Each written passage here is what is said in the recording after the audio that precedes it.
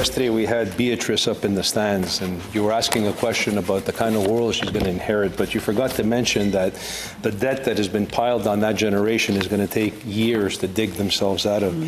Yesterday you also tried to defend your government's abysmal fiscal record by cherry-picking the only rosy metric available, the net debt to GDP ratio. But the IMF's latest fiscal story tells a much different one. Canada's gross debt to GDP ratio is the 5th largest amongst the G7 at a staggering 113.9%. Our total debt ranks 7th highest among the IMF 32 advanced economies.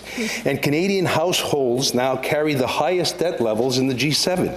None of these figures even include the debt offloading to the provinces to sustain our universal healthcare system. So, Leader, will you stop hiding behind selective statistics and admit that this government's fiscal management makes Justin Trudeau look like a fiscal budget hawk? Wow. Senator Moreau. I don't need to hide behind anything because I think that the government is really proud of the budget he has tabled yesterday. Let me quote the Prime Minister on the debt.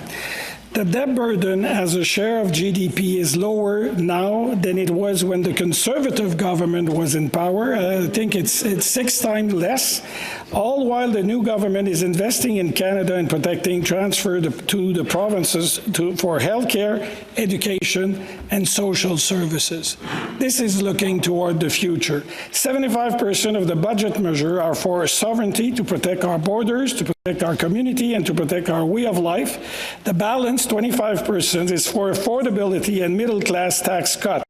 This budget invests in Canada at twice the rate of any budget during this millennium. There's no way that we have to hide behind anything but the budget we tabled yesterday.